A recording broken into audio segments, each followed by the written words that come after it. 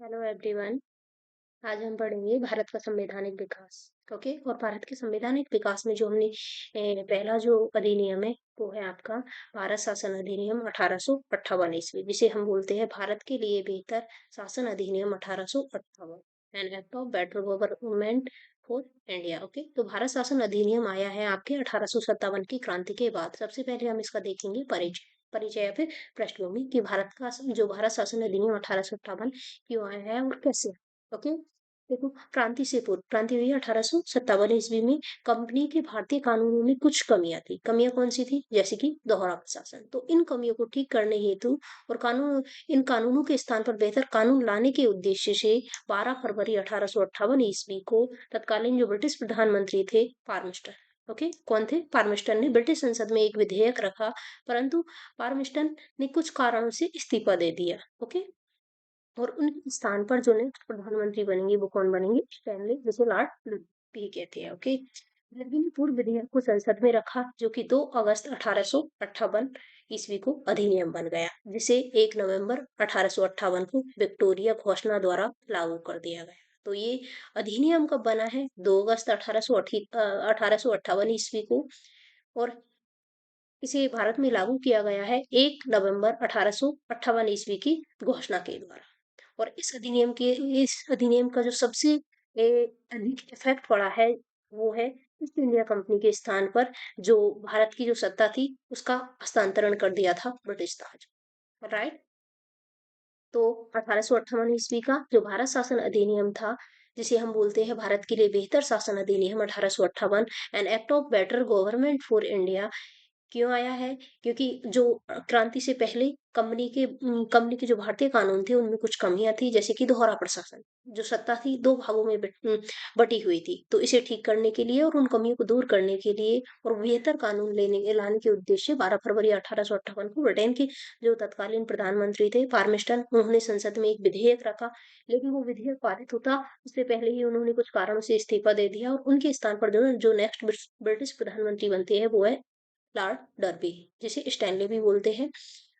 लेकिन जो Lord derby थे उन्होंने भी क्या किया है, जो पूर्व विधेयक था उसे 2 अगस्त 1858 को 2 अगस्त 1858 को उसे संसद में रखा है, और 2 अगस्त 1858 को वो अधिनियम बन गया, जिसे कि 1 नवंबर 1858 को विक्टोरिया घोषणा के द्वारा भारत में लागू कर दिया गया। इस अधिनियम के द्वारा हुआ क्या था, जो ईस्ट इंडिया कंपनी थी उसके हाथ से सत्ता ब्रिटिश ताज का हस्तांतरित हो गई थी। ओके, अब हम देखते हैं इसके प्रमुख प्रावधान कौन कौन से थे। तो ईस्ट इंडिया कंपनी का शासन समाप्त हुआ और इसकी सत्ता ब्रिटिश ताज को हस्तांतरित हो गई, पहला प्रावधान।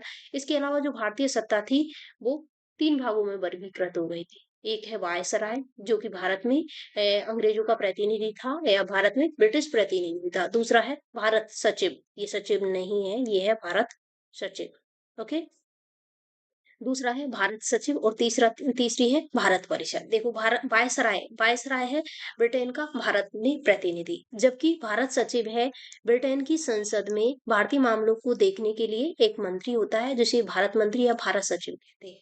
और भारत सचिव की सलाह देने के लिए एक परिषद का गठन किया गया है, उसे हम बोलते हैं भारत परिषद। अब देखो वायसराय ने क्या क्या चेंजेस किए। देखो, यह महारानी अथवा ब्रिटिश ताज का प्रतिनिधि होता है, और इसकी सहायता हेतु एक वायसराय की कार्यकारिणी परिषद का गठन किया गया। ओके, वायसराय की कार्यकारिणी मतलब वायसराय नियुक्त किया है महारानी, और ब्रिटिश ताज का प्रतिनिधि होता था जो कि, और इसकी सहायता हेतु एक वायसराय की कार्यकारिणी परिषद गठन किया गया। लेकिन जो वायसराय की कार्यकारिणी परिषद थी इसका गठन पहले हो चुका था, लेकिन पहले इसका नाम दूसरा था। इसका गठन हुआ है 1833 ईस्वी के एक्ट के द्वारा। 1833 के चार्टर एक्ट के द्वारा इसका गठन किया गया। तब इसका नाम था गवर्नर जनरल की परिषद। ओके, गवर्नर जनरल की परिषद के नाम से इसका गठन किया गया था, और इसमें 4 सदस्य, जिनकी नियुक्ति और हटाने का अधिकार किसको था? ब्रिटिश संसद। राइट, तो वायसराय की नियुक्ति हुई है। वायसराय की सहायता और सलाह के लिए वायसराय की कार्यकारिणी परिषद का गठन किया है। इस कार्यकारिणी परिषद का जो बेसिकली मूल रूप से गठन हुआ है 1833 के चार्टर एक्ट के द्वारा, और गवर्नर जनरल की जो परिषद है इसके नाम से इसका गठन किया गया था, जिसमें कितने सदस्य होते थे? 4 सदस्य, और जिनकी नियुक्ति और हटाने का कार्य कौन करता था? ब्रिटिश संसद। इसे काउंसिल फॉर फोर कहा जाता था। किसे? गवर्नर जनरल की जो वायसराय की जो कार्यकारिणी परिषद थी या गवर्नर जनरल की जो परिषद थी, उसे क्या कहा जाता था? काउंसिल फॉर 4, मतलब 4 सदस्यों की जो परिषद थी, क्योंकि इसकी में सदस्य संख्या कितनी थी? 4। काउंसिल फॉर 4 कहा जाता था। इनका नाम 1858 में बदलकर वायसराय की कार्यकारिणी कर दिया गया और पहला भारत का जो वायसराय था वो कौन था? Lord Canning.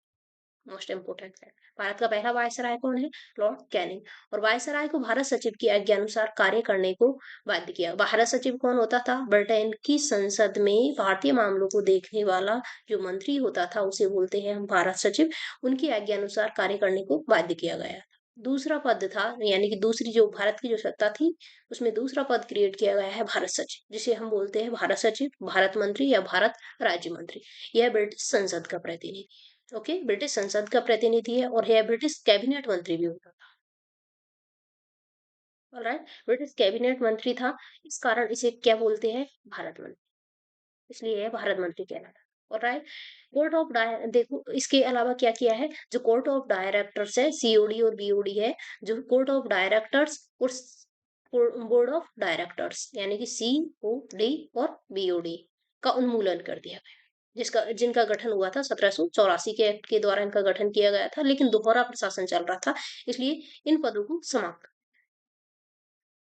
इन परिषदों को समाप्त कर दिया है। कोर्ट ऑफ डायरेक्टर्स और बोर्ड ऑफ डायरेक्टर्स दोनों को समाप्त कर दिया है किस अधिनियम के तहत? 1858 के भारत शासन अधिनियम के तहत 1858 में दोनों को समाप्त कर दिए और उनकी शक्तियां किन्हें दे दी है? भारत सचिव। और भारत सचिव के नियंत्रण में 3 क्षेत्र आते थे। भारत, बर्मा जिसे हम एट प्रेजेंट म्यांमार बोलते हैं, और तीसरा था अदर। ओके, तो भारत के अलावा 2 क्षेत्र और आ रहे थे इसके इनके नियंत्रण में, भारत, बर्मा और अदन। ओके, भारत सचिव का कार्यकाल फिक्स नहीं था और प्रथम भारत सचिव थे स्टैनले या फिर डर्बी। ऑलराइट, और अंतिम जो भारत सचिव थे वो थे लिस्टोवार। प्रथम भारत सचिव स्टैनले, अंतिम भारत सचिव लिस्टोवार, जबकि भारत के प्रथम वायसराय कौन थे? Lord Canning. ऑलराइट, तीसरी जो भारत से संबंधित मामलों की जो तीसरी सत्ता हस्तांतरित की गई है किसे? भारत परिषद। अब ये भारत परिषद कौन है? भारत परिषद है जो भारत सचिव था, यानी कि ब्रिटेन की संसद में जो भारतीय मामलों को देखने वाला जो मंत्री था, उसकी सहायता और परामर्श के लिए एक 15 सदस्यीय भारत परिषद का गठन किया गया। लेकिन इसका वास्तविक उद्देश्य क्या था? जो भारत मंत्री है उस पर नियंत्रण बनाए रखना। ओके, तो भारत मंत्री या फिर भारत सचिव पर नियंत्रण बनाए रखने के लिए एक भारत परिषद या इंडिया काउंसिल का गठन किया गया, जिसका उद्देश्य क्या था? भारत मंत्री पर नियंत्रण रखना। और इसमें सदस्य कितने थे? 15 सदस्य थे और इसका एक अध्यक्ष भारत सचिव होता था। 8 सदस्यों की नियुक्ति की जाती थी क्राउन के द्वारा, यानी कि ताज के द्वारा, जो वहाँ का जो राजा होता था उनके द्वारा।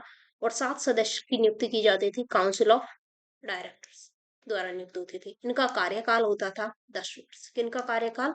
जो भारत परिषद के सदस्यों का।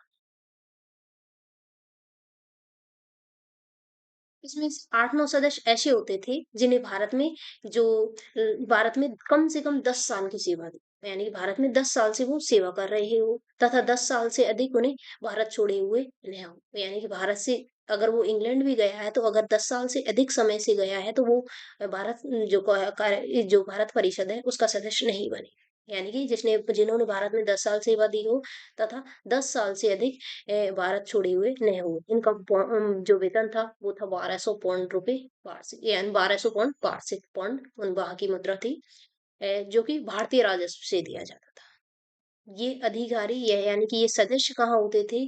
इंग्लैंड में। लेकिन इनका जो वेतन दिया जाता था वो भारतीय राजस्व से जाता था और वेतन कितना था? 1200 पाउंड वार्षिक।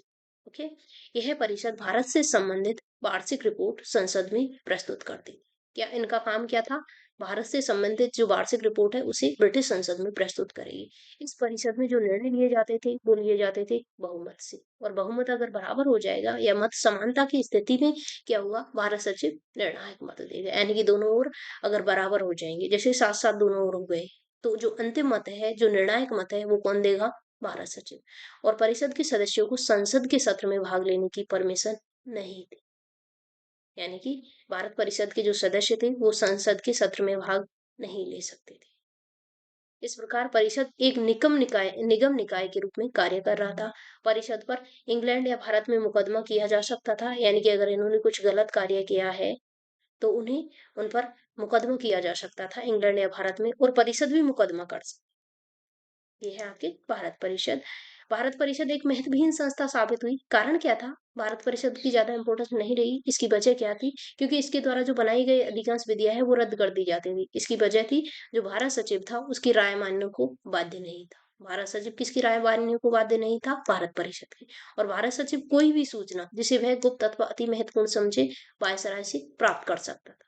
इस हेतु से परिषद को सूचना देना भी आवश्यक नहीं था। राइट। तो ये है आपके 1858 का भारत शासन अधिनियम। इसमें हमने क्या क्या देखा है? भारत परिषद अधिनियम में हमने देखा है, जो भारत शासन अधिनियम 1858, कारण क्या था कि इससे पहले के जो कंपनी कानून थे, उनमें कुछ कमियां थी, जैसे कि दोहरा प्रशासन। इसे ठीक करने हेतु और इनके स्थान पर जो कुछ बेहतर कानून लाने के उद्देश्य 12 फरवरी 1858 को प्रधानमंत्री, ब्रिटिश प्रधानमंत्री थे पामस्टन, उनके द्वारा संसद में एक विधेयक रखा गया है। लेकिन पामस्टन ने इस्तीफा दे दिया। इस्तीफा देने के बाद नया प्रधानमंत्री आया है, स्टैनले, जिसे बोलते हैं लॉर्ड, जिसका दूसरा नाम है लॉर्ड डर्बी। ओके। और डर्बी ने क्या किया है? पहले का जो विधेयक था उसे संसद में रखा है, जो कि 2 अगस्त 1858 ईस्वी को अधिनियम बन गया।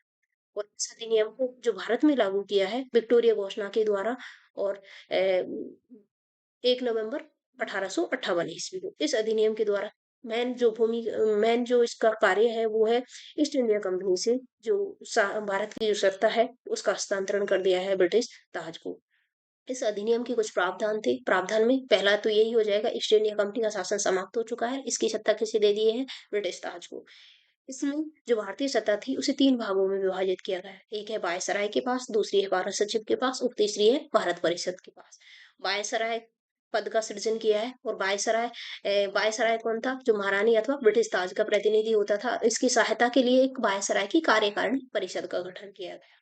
लेकिन जो वायसराय की कार्यकारिणी परिषद थी, उनका गठन पहले ही हो चुका था, सिर्फ उसका नाम चेंज कर दिया गया है। इसका गठन हुआ है 1833 ईस्वी के चार्टर एक्ट के द्वारा, और जिसे उस टाइम पे कहा जाता था गवर्नर जनरल की परिषद। और इसमें सदस्य संख्या कितनी थी? 4। और इनकी नियुक्ति अथवा हटाने का कार्य कौन करती थी? ब्रिटिश संसद। इसे काउंसिल फॉर फोर कहा जाता था, और इसका नाम 1858 में बदल कर क्या कर दिया है? वायसराय की कार्यकारिणी परिषद। और भारत का पहला वायसराय था लॉर्ड कैनिंग। वायसराय को भारत सचिव की आज्ञा अनुसार कार्य करना होता था। अब दूसरा पद है आपके, दूसरे पद का सृजन हुआ है भारत सचिव, जिसे हम भारत मंत्री भी बोलते हैं, और जिसे हम भारत राज्य मंत्री भी बोलते हैं। जो वायसराय है वो ब्रिटेन का भारत में प्रतिनिधि होता था, यानी कि ये कहाँ रहकर कार्य करता था? भारत में। दूसरा है भारत सचिव, भारत मंत्री, या फिर भारत राज्य मंत्री। ये कहाँ बैठता था? ये बैठता था ब्रिटेन की संसद में। ओके, ये ब्रिटिश संसद का प्रतिनिधि है, और लेकिन ये भारत के मामलों को देखता था। ब्रिटिश कैबिनेट मंत्री था, इस कारण इसे भारत मंत्री कहते हैं। कोर्ट ऑफ डायरेक्टर्स और बोर्ड ऑफ डायरेक्टर्स को समाप्त कर दिया गया था, और इनकी जो शक्तियां थी वो किसे दे दी गई थी? भारत सचिव। भारत सचिव के नियंत्रण में 3 क्षेत्र थे। एक है भारत, दूसरा है बर्मा, और तीसरा था अदन, यानी कि भारत के अलावा बर्मा और अदन भी इसके नियंत्रण। भारत सचिव का कार्यकाल तय नहीं था, और प्रथम भारत सचिव थे स्टैनले या फिर डर्बी, जबकि अंतिम भारत सचिव थे लिस्टो। भारत परिषद तीसरा जो शक्ति का सत्ता का जो तीसरा केंद्र था, वो था आपके भारत परिषद या फिर इंडिया काउंसिल, यानी कि भारतीय सत्ता को 3 जगह पर हस्तांतरित किया गया। एक है भारत परिषद, दूसरा है भारत सचिव, और तीसरा है आपके वायसराय। ओके। तो भारत परिषद, तो जो भारत सचिव है उसकी सहायता और सलाह देने के लिए एक परिषद का गठन किया गया है, 15 सदस्यीय परिषद का गठन किया गया है। इस परिषद का उद्देश्य क्या था? जो भारत मंत्री है उस पर नियंत्रण। इसमें 15 सदस्य थे और एक अध्यक्ष था। अध्यक्ष कौन था इसका? भारत सचिव। इसमें जो 8 सदस्य थे वो क्राउन या फिर ताज के द्वारा नियुक्त किए जाते थे, जबकि जो 7 सदस्य थे वो काउंसिल ऑफ डायरेक्टर्स के द्वारा नियुक्त किए जाते थे। इन सदस्यों का कार्यकाल कितना होता था? 10 वर्ष।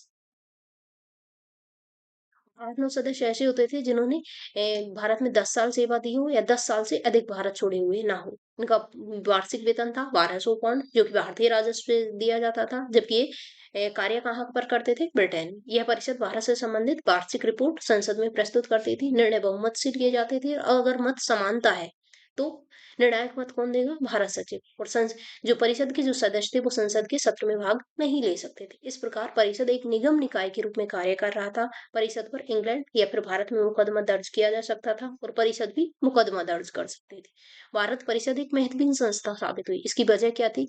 क्योंकि जो इसके द्वारा जो भारत सचिव के द्वारा जो निर्णय लिए जाते थे, उन्हें वह अति महत्वपूर्ण बताकर डायरेक्ट वायसराय से वायसराय से सीधी सूचना मंगवा सकता था और इसकी सूचना भी भेजना जरूरी नहीं समझता था। तो भारत सचिव कोई भी सूचना जिसे गुप्त अथवा अति महत्वपूर्ण समझे वायसराय से प्राप्त कर सकता था और इस हेतु परिषद को सूचना देना भी आवश्यक नहीं था। Thank you.